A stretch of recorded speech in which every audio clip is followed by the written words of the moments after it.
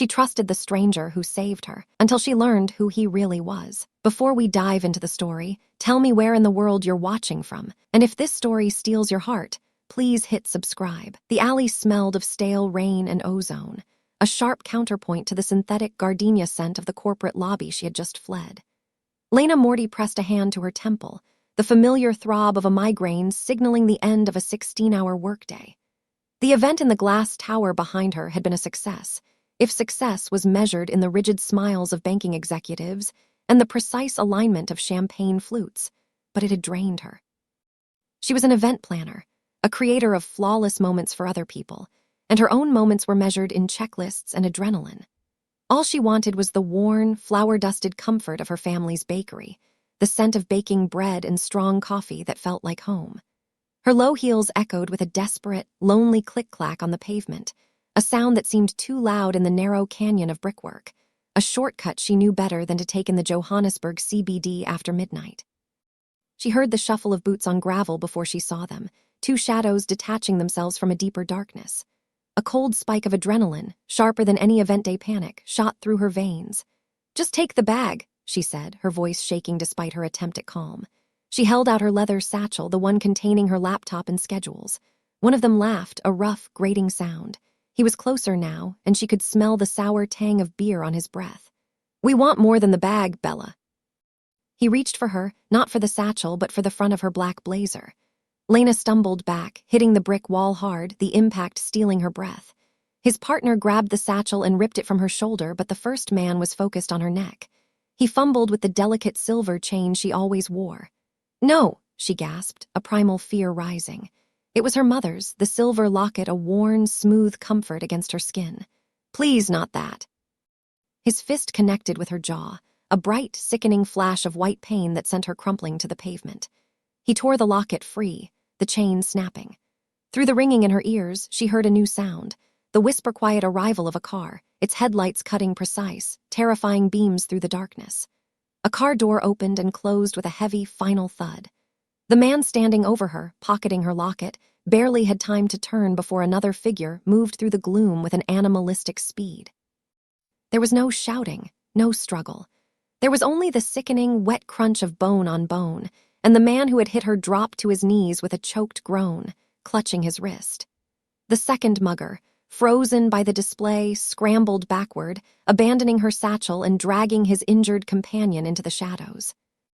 Lena was still on the ground, tasting copper, her entire body vibrating with shock. A hand appeared in her line of sight. It was encased in impossibly soft, black leather. "Get up!" The voice was deep, devoid of panic, heavy with command. She took the offered hand, and he hauled her to her feet as if she weighed nothing. He was tall, overwhelmingly so, a silhouette of impossible tailoring against the alley's grime. A charcoal suit, a midnight dark shirt with no tie. He was broad-shouldered, and the faint light from the street caught the pale, thin line of a scar near his temple. He released her hand as soon as she was stable, his attention already on the discarded satchel, which he retrieved. He did not look at the retreating shadows of her attackers. "Are you injured?" His voice was flat, his gaze sweeping over her with a clinical assessment. Cold gray eyes, sharp as chips of ice. She could only shake her head, though her jaw ached fiercely. He took my locket." The words felt stupid, childish, but the loss was a fresh, sharp grief. He barely nodded, his sharp jaw tight with a faint stubble. "Where are you going?" Lena swallowed, trying to orient herself. "Home, Mabonang, my car is in the parkade." He looked toward the brightly lit garage entrance, then back at her, his expression unreadable. "No, you are in shock. I will drive you." It was not an offer.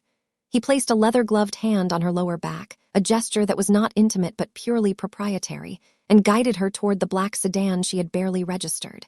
It was enormous, gleaming, and looked more like a piece of military hardware than a luxury vehicle. He opened the passenger door for her. The interior smelled of clean leather and something metallic, like cold air. It was silent, the chaos of the city muted as soon as the heavy door sealed. He moved around the car and slid into the driver's seat, his movements economical and precise. He did not ask for directions, simply pulling away from the curb with a smooth, powerful surge. They drove in silence for several minutes, the steel and glass of Santon's skyline glittering coldly in the distance, a world away from the grit of the CBD. Lena Morty, 26 years old, Italian South African and ordinarily poised to a fault, sat clutching her recovered satchel, her practical low bun long since undone, her dark hair tumbling around her shoulders. She looked at the man beside her. He was perhaps 34, his profile stark, his focus absolute. He seemed to carry an aura of stillness, of contained violence, that was more terrifying than the men in the alley. "You should have it looked at," he said, his eyes fixed on the road. "Your jaw." Lena touched it gingerly. It was already swelling. "I will, thank you, I don't know what would have happened." His gloved hands tightened on the wheel. "I do." The finality of the statement chilled her. He had not just rescued her. He had performed an act of violence with a terrifying lack of emotion, as if swatting an insect. They passed the glowing red neon of the Pont Tower and turned into the narrower, art-filled streets of Maboneng. The atmosphere shifted, the cold corporate air replaced by the smell of street food and the distant sound of music. "Here," she said, pointing. "The bakery on the corner." He pulled up in front of Morty's Fine Goods, the heritage building that housed her family's struggling legacy. The lights were off, save for the single dim bulb her brother always left on in the back. The man, her stranger, killed the engine, plunging them back into silence. His gaze rested on the faded gold lettering of the sign, Morty's. He turned his head and his gray eyes met hers. For the first time, their coldness seemed to recede, replaced by a deep, penetrating scrutiny as if he were memorizing her. "Damien," he said, just the name. Lena found her voice. "Lena Morty." His gaze flickered back to the sign, and a faint, almost imperceptible tension settled in his shoulders. He seemed to know the name. He got out and walked her to the heavy wooden door of the apartment above the shop. He handed her the satchel, his leather-clad fingers brushing hers. The contact sent a jolt, not of fear, but of something else, a disarming spark of connection that made no sense. "Put ice on the jaw," he ordered softly. He reached into his suit jacket and produced a card, pressing it into her hand. It was thick, black cardstock, bearing only a name and a number, Damien Vescari. "If you remember anything else," he said, his voice a low rumble. "Any detail about the men, call this number." Lena knew instinctively that it was not a request, it was an expectation. He waited, stoic and immovable, until she had fumbled with her keys and locked the door behind her. Lena leaned against the solid wood, her heart hammering a strange, uneven rhythm. She listened as his footsteps retreated, as the heavy car door closed, and as the powerful engine whispered away, leaving the street silent once more. She was safe, utterly and completely safe, and yet she felt, deep in her bones, that she had just invited something incredibly dangerous into her life. Lena did not call the number. The next morning, her jaw was a painful, purple bloom, but her innate practicality had taken over. She told her brother, Luca, that she had slipped and fallen on a wet pavement, a lie he accepted with the distracted air that had become his default. Luca Morty was 2 years her senior, but he carried the weight of their family's legacy with a desperation that was aging him. The bakery, their parents' dream, built on their Italian father's recipes and their South African mother's warmth, was failing. The artisan bread and delicate pastries that had once defined Maboneng's revival were now a luxury fewer people could afford, and the neighborhood's grit was beginning to win out over its glamour. Worse, there were new expenses. Luca was hunched over a ledger in the back office, the warm morning scent of proving dough doing nothing to ease the tension in his shoulders. "Lena, we can't make the payment this week," he said, his voice tight. Lena frowned, pouring herself a coffee. "The suppliers, I can call them negotiate." Luca shook his head, running a flour-dusted hand through his hair. "Not the suppliers, the other. Payment, the men, the ones who look after the street." Lena's blood ran cold. This was not new, this low-level extortion that plagued half the businesses in the city, a quiet tax for existing, but it had always been manageable. "They raised it," Luca nodded, not meeting her eyes. "They doubled it. Said we have a new patron now, that the old arrangement is over." A new patron. The words echoed with a sinister finality. Lena felt a tremor of unease, a fleeting image of a charcoal suit and cold gray eyes which she immediately dismissed. That was a different world. This was hers. "I'll fix it, Luca," she said, the words automatic. "I have that big corporate gala coming up, Vescari Holdings. The commission from that will cover us for months." The Vescari Holdings gala, her biggest contract, the one that could save them. 2 days later, Lena was standing in the lobby of the Vescari Holdings Tower in Santon, a stark pinnacle of glass and steel that seemed to pierce the high-vaulted sky. This was her element. Her blazer was immaculate, her dark hair secured in its practical, elegant bun, her bruised jaw skillfully concealed with makeup. She was Lena Morty, the event planner, a woman of poise and capability. She checked her tablet, murmured instructions to her assistant, and radiated a calm she did not entirely feel. The scale of this building was oppressive. Marble floors echoed with the click of expensive shoes, and the air was chilled to a precise temperature. She was escorted to the executive boardroom on the 50th floor, the elevator rising with a silent, stomach-dropping speed. The boardroom was an exercise in minimalist power. A single slab of black marble served as a table, and one wall of glass offered a dizzying, panoramic view of Johannesburg, stretching from the green canopy of the northern suburbs to the hazy, mine-dump-scarred south. A few executives were already present, but they all straightened, their conversations ceasing, when the door at the far end of the room opened. Lena turned, a polite, professional smile fixed on her face, ready to greet the chief financial officer, her usual contact. But it was not the CFO who entered. It was him. He was different, and yet terrifyingly the same. The charcoal suit was replaced by a razor-sharp navy pinstripe, the midnight shirt by crisp white. The scar near his temple was barely visible in the bright, sterile light. He moved with the same contained energy, but here it was not physical prowess. It was absolute authority. The room's gravity shifted to orbit him. He was Damien Vescari, the man from the alley, and he was the chief executive officer. He took his seat at the head of the table, his cold gray eyes sweeping the room, acknowledging his team with short, sharp nods. Then his gaze landed on her. Lena's breath caught. She saw the briefest, almost imperceptible flicker of recognition, a tightening at the corner of his mouth before it was gone. His expression became utterly blank, chillingly professional. He looked through her, as if she were a piece of furniture, and turned to his CFO. "Let us begin. Report on the quarterly projections." Lena stood frozen for a moment, the blood draining from her face. It was a deliberate dismissal, a severing of the strange, raw connection from that night. She was the help. She was staff. She quickly recovered, taking a seat against the wall, her tablet suddenly heavy in her lap. She forced herself to focus, to take notes as they discussed logistics, but her mind was reeling. The man who had gently lifted her from the pavement, the man whose leather-gloved hand had felt so protective, was this. This titan of industry, a man whose coldness was a weapon. The meeting was interrupted half an hour later by the arrival of another man. He did not knock. He entered with a fluid, theatrical grace, dressed in a bespoke pinstripe suit of a lighter gray, a silk tie knotted perfectly at his throat. He was older, in his 40s, with a sleek, serpentine charm and a velvet voice that slithered into the room. "Damien, forgive my intrusion. I heard you were back and simply had to congratulate you on the Tokyo acquisition." Damien Vescari's face remained impassive, but a lethal stillness settled over him. "Marco, you are interrupting." The newcomer, Marco D'Amico, merely smiled, a slow unfolding of charisma. He wore a heavy signet ring on his pinky finger, a symbol of old-world affiliations. "Always business," Marco chided, his eyes scanning the room, assessing everyone. They landed on Lena. He lingered, his gaze appreciative yet invasive. "And you are," Lena cleared her throat, "Lena Morty, the event planner for the gala."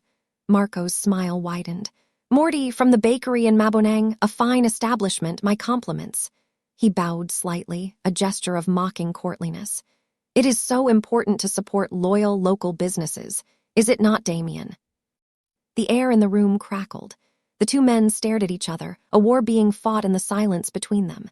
Damien's gray eyes were flat, devoid of life, yet burning with a cold fire. "My apologies, Lena," Marco said, turning back to her, his voice dripping with false sincerity. "We must not keep you, I am sure you have. Details to attend to." It was another dismissal, but this one felt oily, suggestive. Lena gathered her things, her professionalism her only shield, and left the boardroom, her heart hammering. The silent, brutal power struggle she had witnessed was far more terrifying than the violence in the alley. That night, exhausted and unsettled, she was locking up the apartment above the bakery when a motorcycle courier stopped outside. He handed her a small, heavy black velvet box. There was no sender, no note. Her fingers trembled as she opened it. Inside, nestled on black satin, was her mother's silver locket, the chain repaired, the surface polished to a high shine. She sank onto the stairs, the cold metal clutched in her hand. Damien Vescari had not acknowledged her. He had dismissed her. And then he had sent her this. It was not a kindness. It was a message. I know who you are. I know where you live. I found what you lost. And the unspoken implication hung in the air. I can find anything. The locket felt heavy in her hand, a tangible link to a world she desperately wanted no part of. Lena put it back in the box, hiding it in a drawer beneath her mother's old recipe books, as if breaking the line of sight could break the connection. But the fear had already taken root. It was amplified 2 days later, when the bell above the bakery door chimed, announcing a customer who did not belong. Lena was wiping down the marble counter, the morning rush over, when Marco D'Amico entered. He brought the scent of expensive cologne and danger into the warm, yeast-scented air. He was alone, his pinstripe suit immaculate, his serpentine charm dialed to its most disarming. He smiled at her, his eyes crinkling, but the warmth didn't reach them. "Lena Morty, what a pleasure to find you here. I was just telling my associates about your family's cannoli." Lena's hand tightened on the cloth. "Mr. D'Amico, can I help you with something?" Luca emerged from the back, wiping his hands on his apron, his eyes wide with a mixture of awe and suspicion at the sight of the expensive suit. "Ah, this must be the brother," Marco said, gliding forward, his hand outstretched. "Luca, is it? A pleasure. Marco D'Amico." Luca shook his hand, mesmerized. "I was just telling your sister," Marco continued, his voice a sympathetic purr as he leaned against the counter, "that I have heard things are difficult for small businesses in this neighborhood. These new patrons," he made a dismissive gesture, "they lack finesse. They don't understand tradition. They don't understand loyalty." Lena stood frozen. He was talking about Damien. "It is a shame," Marco lamented, picking up a biscotti and examining it. "A legacy like this, struggling, I happen to be in a position to help. I am a partner to many local establishments. I could offer you a loan, perhaps, a partnership even, to ensure your protection." Luca's eyes lit up. "A loan, sir, that would be—" Lena cut him off, her voice sharp. "We are not looking for partners, Mr. D'Amico, or a loan. We are managing." Marco's gaze shifted to her. The charm evaporated, leaving something cold and reptilian. He placed the untouched biscotti back on the tray. "Are you? That is brave, but bravery is often just another word for foolishness. Your current arrangement, it seems to be failing you. Think on my offer, Luca. It would be a tragedy for such a fine name to disappear." He smiled, a flash of white teeth, and was gone, the bell chiming his exit. Luca turned on her, his face pale. "Lena, what did you do? That man was offering to help us." "He wasn't, Luca," she hissed, her hands shaking. "That is the problem. He's the one squeezing us, don't you see? He's the rival. He's trying to poach us." The realization hit her with the force of a physical blow. This was a territory war. The bakery, her bakery, was a pawn. Her fear solidified into a hard, cold anger. She was not a pawn. She ripped off her apron, grabbed her satchel, and ignored Luca's confused shouts. She marched out of the bakery, hailed the first taxi she saw, and gave the address for Vescari Holdings. She was done being afraid. She was done being managed. She strode through the marble lobby, her low heels clicking with angry purpose. The receptionist tried to stop her. "Ma'am, you need an appointment." Lena flashed the black business card Damien had given her. "I have one. Tell him Lena Morty is here." The receptionist's eyes widened at the card, and she made the call, her voice suddenly respectful. A moment later, Damien's personal executive assistant, a severe-looking woman, appeared and escorted Lena to the private elevator. The penthouse office was even more intimidating than the boardroom. It was vast, quiet, and dominated by the same staggering view of the city. Damien Vescari was not behind his desk. He was standing at the window, his back to her, hands clasped behind him. "You should not have come here," he said, his voice quiet, resonating with a dangerous calm. "He sent you, didn't he, Marco?" Lena's anger overrode her fear. She stalked into the middle of the room, her heart hammering. "He visited my bakery. He threatened my brother. He offered us a loan." She pulled the velvet box from her satchel and threw it onto his massive desk. It sprang open, the locket spilling out. "And this? Was this part of the game? Was this you marking your territory? Am I just some collateral in your war?" Damien turned very slowly. His face was a mask of cold fury, but his gray eyes were burning. He moved toward her, not fast, but with a predatory grace that made her take an involuntary step back. "Marco," he said, the name a snarl, "has overplayed his hand." He stopped, just inches from her, close enough for her to feel the heat radiating from him, to smell the faint, clean scent of his skin. "You think this," he gestured to the locket, "was a game. You think your bakery being squeezed is a coincidence." He leaned in, his voice dropping to a harsh whisper. "The Morty family has been under my family's protection for 2 decades, long before I took over. Your father paid his dues, and in return he was left alone. Marco D'Amico is new. He's old-world mafia, all charm and poison, and he thinks he can take what is mine. He is squeezing your bakery, Lena, not to hurt you. He is doing it to see if I will react. He is using you to get to me." The admission hung in the air, raw and terrifying. He was the patron. Her family's quiet life had been underwritten by this man's shadow organization. "So it is you," she breathed, the full reality crashing down. You're one of them." "I am a chief executive officer," he corrected her, his voice lethally precise, "of a portfolio worth billions. But yes, I am also the man who controls the territory your bakery sits on. I am the man who ensures your brother can bake his bread without animals like Marco D'Amico burning him out. And I am the man who had 2 street rats disciplined for touching what was mine." The possessiveness in his voice, the implication that she was his, sent a shocking thrill through her. The tension in the room was unbearable, a taut wire pulled to its breaking point. All the fear, the anger, the confusion, and the undeniable, terrifying pull she felt toward him coalesced. "You should have stayed away from me," she whispered, her voice trembling. "You should have left me in that alley." His gray eyes softened, the ice cracking to reveal the raw emotion beneath. He lifted his hand, not in the black leather glove, but his bare hand, and his fingers brushed the fading bruise on her jaw. The touch was feather-light, yet it seared her skin. "I could not," he said, his voice rough, and then his control snapped. He tangled his hand in her loose hair, tilted her head back, and his mouth came down on hers. It was not a gentle kiss. It was a collision, a raw, desperate claiming. It tasted of power, of anger, and of a deep, aching need. It was the kiss of the man from the alley, the savior, and the kiss of the cold CEO, the monster. He deepened the kiss, pulling her flush against his hard body, one hand splayed on her lower back, holding her captive. Lena's hands came up to grip his suit jacket, her mind shutting down as sensation took over. He was the source of her danger, and he was the only man who had ever made her feel completely safe. The paradox of it was overwhelming. When he finally broke the kiss, they were both breathing heavily. He rested his forehead against hers, his eyes closed for a brief second, the scar near his temple stark. "You were never meant to be in this," he breathed. He pulled back, his composure sliding back into place, though his eyes were still dark with the storm. He took her arm. "Come." He led her through a private door onto a rooftop garden. It was a shock, a hidden oasis of green trees and white flowers high above the concrete jungle, the city's roar a distant murmur. "Marco's family believes in knives and car bombs," Damien said, staring out at the skyline. "They are relics. I believe in leveraged buyouts and political influence. He thinks he is fighting me for the streets. I am fighting him for the entire city." He turned to her, his expression grim. "He will not touch your bakery again. I will handle it. But you must stay away from me, Lena. Go back to your life. Plan your parties. Forget you ever met me." He was offering her an exit.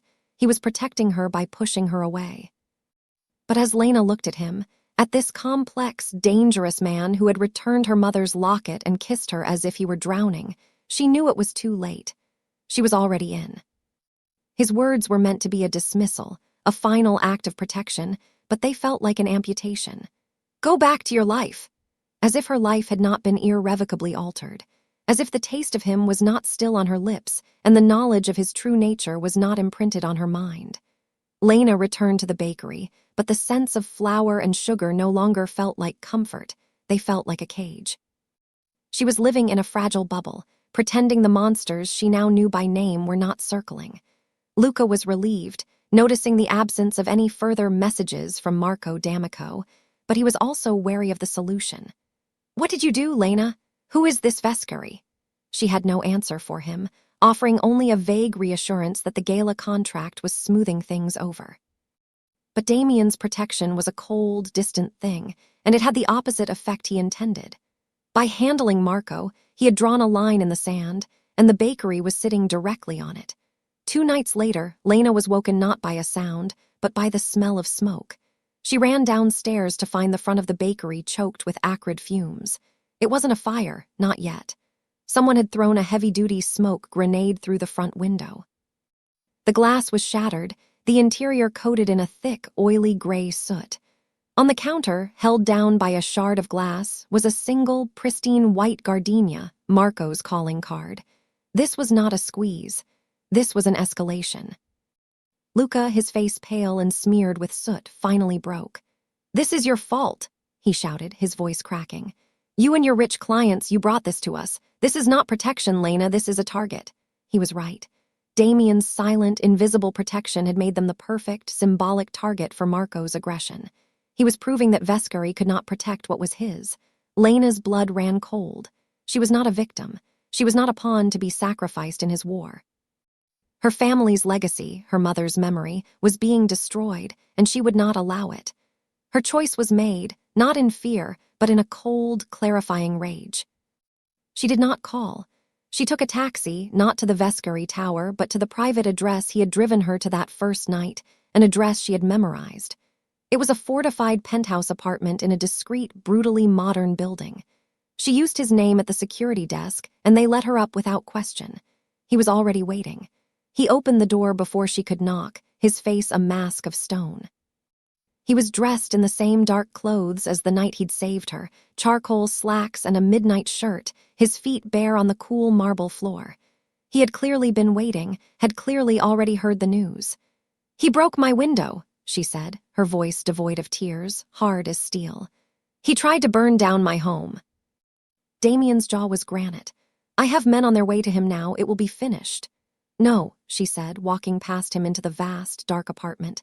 "You don't get it, you send your men, he sends his. My bakery, my brother, is the battlefield. You are protecting me like an asset, Damien, from a distance, and it is not working." He turned, his gray eyes blazing. "Then what do you want from me, Lena? To walk away? I cannot. He will destroy you just to spite me." She faced him, her small, poised frame vibrating with intensity. "No. I want you to stop protecting me like an asset and start protecting me like yours." He went utterly still. "What did you say?" "You heard me. This isn't a business negotiation. This is his world, so I will use his rules. He thinks I am your weakness. Fine. Then show him I am your strength. Show him I am not some local business you patronize.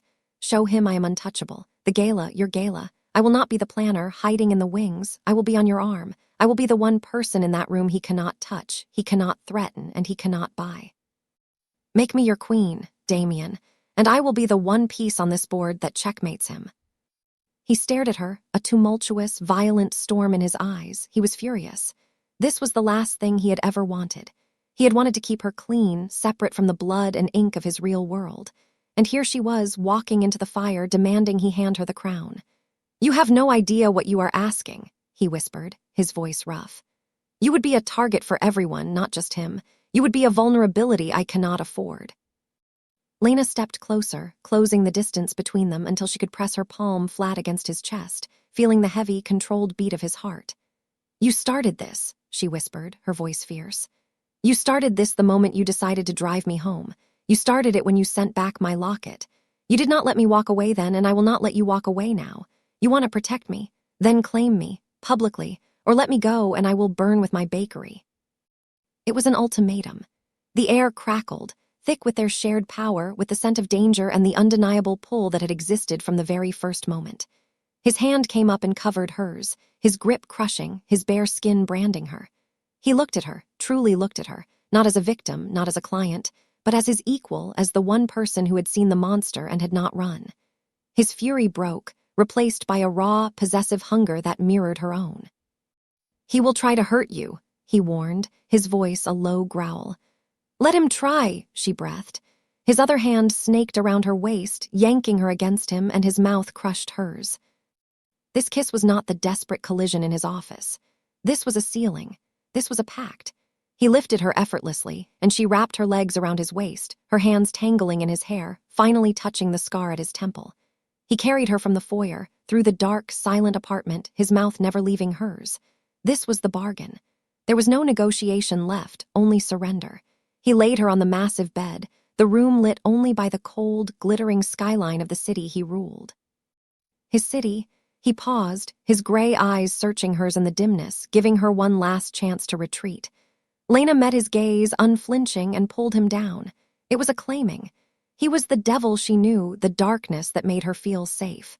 The night was a blur of raw sensation, of whispered confessions and desperate touches.